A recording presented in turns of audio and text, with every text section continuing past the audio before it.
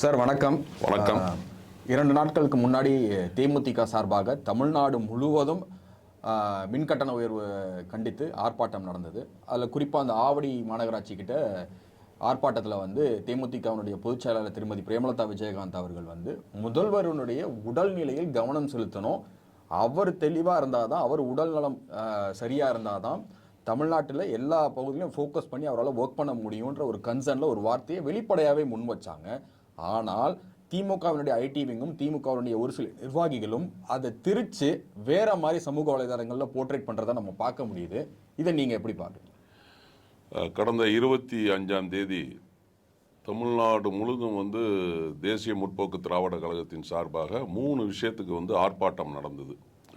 ஒன்று மின்கட்டண உயர்வு, இன்னொன்று ரேஷன் பொருட்கள் சரியான முறையில் ரேஷன் கடையில் கிடைக்கிறது இல்லை, மூன்றாவது காவேரி நீர் விவசாயத்துக்கு சரியாக கர்நாடக அரசு திறந்து விடலை. அப்படிங்கிற இந்த 3 விஷயத்துக்காக தமிழ்நாடு முழுதும் மிகப்பெரிய அளவில் தேசிய முற்போக்கு திராவிட கழகம் ஆர்ப்பாட்டம் நடத்தினாங்க.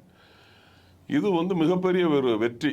ஏன்னா கடந்த முறை கள்ளக்குறிச்சி சம்பவத்தில் இவ்வளோ ஒரு நம்ம நடத்தினோம், பட் ரொம்ப எழுச்சி இல்லை. பட் இதில் பார்த்தீங்கன்னா தமிழ்நாடு முழுதும் மிகப்பெரிய ஒரு எழுச்சி இருந்தது.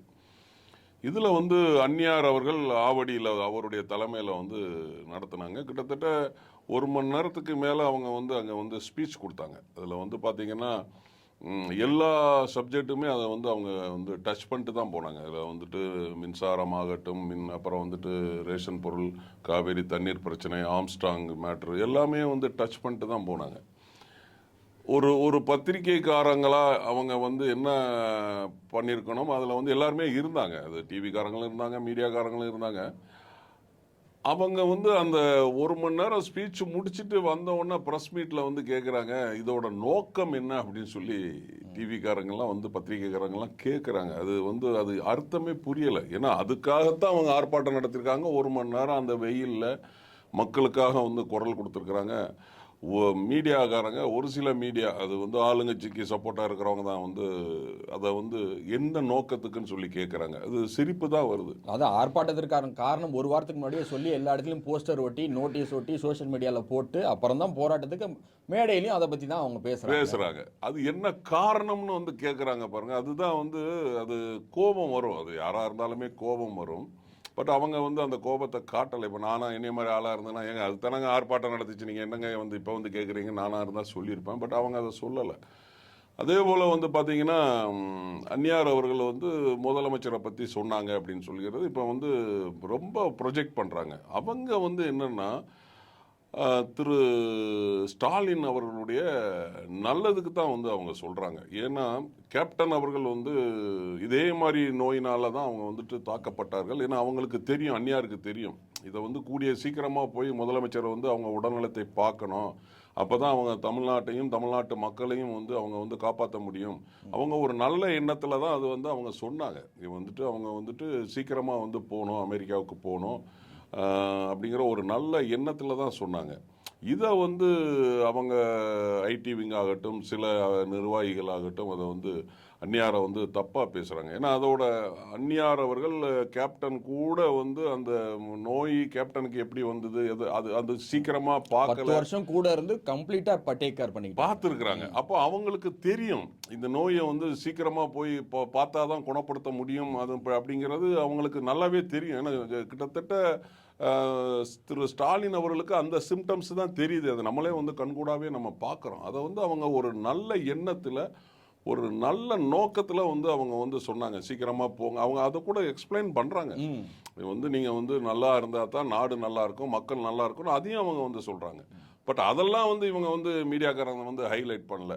அவங்க உடம்பு சரியில்லை, கை நடுங்குது, இதைத்தான் கையில் ஹைலைட் பண்ணுறாங்க. இப்போ அதுதான் அரண்டவங்க கண்ணுக்கு இருண்டதெல்லாம் பேயின்னு சொல்லுவாங்க. அதே மாதிரி தான் இப்போது யாராக இருந்தாலுமே வயதானால் வயதின் மூப்பின் காரணமாக, நோயின் காரணமாக யாராக இருந்தாலுமே அந்த விஷயங்கள் வரத்தான் செய்யும்.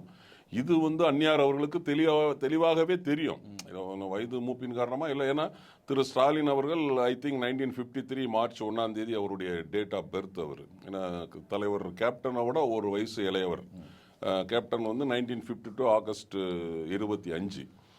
அப்போ வந்து வயது மூப்பின் காரணமாக அந்த மாதிரி விஷயங்கள் இருக்கிறதுனால நீங்கள் வந்து ஒரு நாட்டுக்கு முதலமைச்சர் உடல்நிலையை உடனடியாக கவனிங்கிற ஒரு நல்ல எண்ணத்தில் அவங்க வந்து ப்ரொஜெக்ட் பண்ணி அதை பேசுகிறாங்க. இது அவங்க சர்க்காசமா கூட சொல்லல, ஆமாம், வெளிப்படையாகவே ஒரு கன்சர்னா தான் சொல்றாங்க.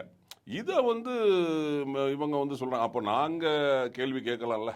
திரு கேப்டன் அவர்களை பற்றி 2011 திரு வடிவேல் அவர்கள் திரு கலைஞர் கருணாநிதி அவர்கள் இருக்கும்போது அந்த மேடையிலே வந்து கூட்டணி கட்சி தலைவர்கள் ராமதாஸ் அவர்கள் பாமக தலைவர் இருக்கிறாரு, விடுதலை சிறுத்தை தலைவர் தொல் திருமாவளவன் இருக்கிறாங்க, அதே மாதிரி கம்யூனிஸ்ட் தலைவர்கள் இருக்கிறாங்க, இந்த திரு ஸ்டாலின் அவர்களும் அந்த மேடையில் தான் இருந்தாங்க, திரு அழகிரி அண்ணன் வந்து மேடைக்கு முன்னாடி இருந்தார், திருமதி கனிமொழி அம்மா மேடைக்கு முன்னால் இருந்தாங்க, அவங்க குடும்பத்தார் எல்லாருமே மேடைக்கு முன்னாடி இருந்தாங்க.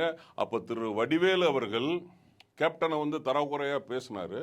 அவர் வந்து எந்த கப்பலுக்கு கேப்டன், அது தள்ளாடிட்டே வர்றாரு, அவர் எந்த கப்பலுக்கு கேப்டன், இதெல்லாம் வந்து பேசும்போது இவங்க எல்லாம் சிரிச்சுக்கிட்டு இருக்கிறாங்க. கேரக்டர் அசாசினேஷனே பண்ணாங்க. அப்போ நீங்க பேசலாம் வந்து நாங்க இதை வந்து ஒரு ஒரு ஆக்சுவலி இது அட்வைஸ்னே வச்சுக்கோங்களேன். ஒரு அறிவுரை சொன்னா உங்களுக்கு கோவம் வருது. அப்ப வந்து தலைவர் கேப்டன் அவர்களை நீங்க என்னெல்லாம் பேசுறீங்க, என்னெல்லாம் ப்ரொஜெக்ட் பண்ணீங்க, நீங்க இந்த மீடியாவையும் கையில வச்சுக்கிட்டு பிரஸ்காரங்களையும் கையில வச்சுக்கிட்டு, அப்போ அந்த மேடையில ஏங்க ஒரு முதலமைச்சர் அதை கண்டிச்சிருக்கணும். கிட்டத்தட்ட 4-5 தடவை முதலமைச்சராக இருந்தாரு அவர் திரு கருணாநிதி அவர்கள். அவர் அந்த மேடையில வச்சு கண்டிச்சிருக்கணுமா வேண்டாமா? திரு வடிவேலை கூப்பிட்டு இப்படிலாம் பேசாத, அரசியல் பேசு அப்படின்னு பேசணும்ல. இப்போ இவங்க மட்டும் சொல்றாங்க, திமுக காரங்க தனிப்பட்ட முறையில் வந்து நீங்க விமர்சனம் பண்ணாதீங்க, அரசியல் பேசுங்க. அப்போ நீங்க அன்னைக்கு தனிப்பட்ட முறையில் திரு கேப்டன் அவர்களை என்னெல்லாம் பேசுறீங்க? உங்க மீடியாக்காரங்களை வச்சு, உங்க ஐடிவிங்க வச்சு அவர் வந்து நானே கண் கூட பார்த்துருக்கேன். சன் டிவியில் போட்டு காட்டினீங்களே, இந்த ஒரு கேண்டிடேட்டை வந்து அவர் தருமபுரியில் வந்து அடிச்சிட்டாரு அப்படின்னு சொல்லிட்டு அதை வந்து திரும்ப ப்ரொஜெக்ட் பண்ணி காட்டிக்கிட்டே இருந்தீங்களே. ஏன்னா அவர் எங்களை தானே அடிக்கிறாரு, உங்களே அடிக்கிறாரு. அதில் என்ன, நான் மோதிர கையில் குட்டப்பட்டேன்னா சும்மாவா? நான் அடிக்கிற கை தானே அணைக்கும். அப்போ கேப்டன் வந்து எங்கள் கட்சிக்காரங்கள எங்கள் இதில் வந்து அடிச்சுட்டாருன்னா அதை ஏன் நீங்கள் வந்து ப்ரொஜெக்ட் பண்ணுறீங்க? அவங்க வளர்த்த பிள்ளையை அவர் அடிக்கிறாரு. அது வந்து உடனே இவங்க வந்து, அதாவது அவங்களுக்கு அது என்ன சொல்கிறது, தனக்கு வந்தால் ரத்தம், அடுத்த வந்தால் தக்காளி சட்னி. அப்போ நீங்கள் கேப்டனை என்னென்னலாம் வந்து ப்ரொஜெக்ட் பண்ணீங்க நீங்கள் மீடியாவில் வச்சுக்கிட்டு. இன்னைக்கு வந்து கேப்டன் உடல்நிலை சரியில்லாமல் போய் அவரை வந்து டிப்ரெஷன் ஆனதுக்கு காரணமே நான் சொல்லுவேன் திராவிட முன்னேற்ற கழகம் தான் நான் சொல்லுவேன். ஏன்னா நான் கூட இருந்து பார்த்துக்கிட்டு இருந்தவங்க, எங்களுக்கு தெரியும். திராவிட முன்னேற்ற கழகம் தான் ஃபுல்லாக வந்து அவங்க மீடியாவிலலாம் வச்சுக்கிட்டு. ஏன்னா பொதுவாகவே இன்றைக்கி வந்து பார்த்தீங்கன்னா சேனல்னு பார்த்தீங்கன்னா திமுகவோட சேனல் தான் இன்றைக்கி தமிழ்நாட்டில் அதிகமாக இருக்குது. இப்போ அவங்க சேனலை வச்சுக்கிட்டு அவங்க வந்து கேப்டனை வந்து தப்பாகவே ப்ரொஜெக்ட் பண்ணாங்க. அவருடைய மறைவுக்கு பிறகுதான் வந்து இவ்வளவு செஞ்சிருக்கிறாரு அப்படிங்கிற மாதிரி மீடியாக்காரங்களுக்கு அப்பெல்லாம் தெரியல. மறைவுக்கு பிறகு மீடியாக்காரங்களுக்கு வந்து தெரியுது. அதனாலதான் என்னமோ பல ஊடகங்கள் அவருடைய நினைவிடத்து வாசல்ல தான் நிக்கிறாங்க. அதனாலதான் என்னமோ ஒரு சில டிவி மீடியாவையும் ரிப்போர்ட்டரையும் வந்துட்டு தூணு துப்பிட்டு போயிட்டாரு. அன்னைக்கே அவருக்கு தெரிஞ்சு போச்சு இவங்களுடைய இது இவ்வளவுதான் அப்படிங்கிறது. அவருக்கு தெளிவா தெரிஞ்சு. அதனால அவர் வந்து துப்பிட்டு போயிட்டார். நான் எல்லா மீடியாவும் எல்லா சேனல்லையுமே நான் சொல்லலை, தப்பா ப்ரொஜெக்ட் பண்ண மீடியாக்காரங்களையும் சேனல்லையும் நான் வந்து சொல்றேன். அதனால வந்து அவர் கேப்டனை வந்து எவ்வளவு தப்பா ப்ரொஜெக்ட் பண்ணணுமோ அவ்வளவு தப்பா ப்ரொஜெக்ட் பண்ணி அவளை டிப்ரெஷன் ஆக்குனது வந்து எனக்கு தெரிஞ்சு வந்து திமுக வந்து பின்னணி அதுல இருக்கு. அப்போ எங்க தலைவரோட உடல்நிலையை பத்தி நீங்க பேசலாம், எங்க தலைவரை தப்பா பேசலாம். அவர் வந்து உடம்பு சரியில்லாம தள்ளாடிட்டு வரும்போது தண்ணி அடிச்சுட்டு வந்தாருன்னு நீங்க ப்ரொஜெக்ட் பண்ணீங்க. இப்போ அதெல்லாம் அப்படிலாம் எங்க அந்நியார் சொல்லலையே. இல்ல வெளிப்படையாவே அவங்க கொச்சையா பேசினாங்க, ஆபாசமா பேசினாங்க, எல்லாமே பேசினாங்க. எல்லாமே தரக்குறைவெல்லாம் வந்து அவங்களுடைய பேச்சாளர்களை நம்மளே பார்த்துருக்கிறோமே. அவங்களுடைய பேச்சாளர்கள் வந்து திரு சிவாஜி கிருஷ்ணமூர்த்தி அப்படி நேற்று கூட ஒரு பேட்டி நான் வந்து பார்த்தேன்.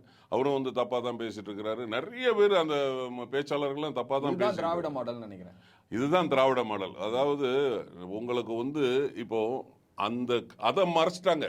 ஒரு ஆர்ப்பாட்டம் நடந்ததை எதுக்காக மக்களுக்காக குரல் கொடுத்த அந்த விஷயத்தை மூடி மறைச்சிட்டாங்க. ஏன்னா தமிழ்நாட்டு முழுக்க நடந்த எல்லா மாவட்டத்திலும் நடந்திருக்கு. அதை வந்து இந்த முழு பூசணிக்காவை சோத்துல மறைச்ச மாதிரி அதெல்லாம் மறைச்சிட்டு இதை வந்து இவங்க ப்ரொஜெக்ட் பண்றாங்க. இப்போ நீங்கள் இவ்வளவு பேசுகிறீங்களா, ஏன் வந்து நீங்கள் வந்து 40 பாராளுமன்ற தொகுதிக்கு அப்புறமும் தேர்தலுக்கு அப்புறமும் விக்கிரவாண்டி இடைத்தேர்தலுக்கு அப்புறமும் இதை நீங்கள் மின் கட்டணத்தை ஏற்றுறீங்க? ஏன் ஒரு 3 மாதத்துக்கு முன்னாடி, ஒரு 4 மாதத்துக்கு முன்னாடி நீங்கள் ஏற்றிக்க வேண்டியது தானே?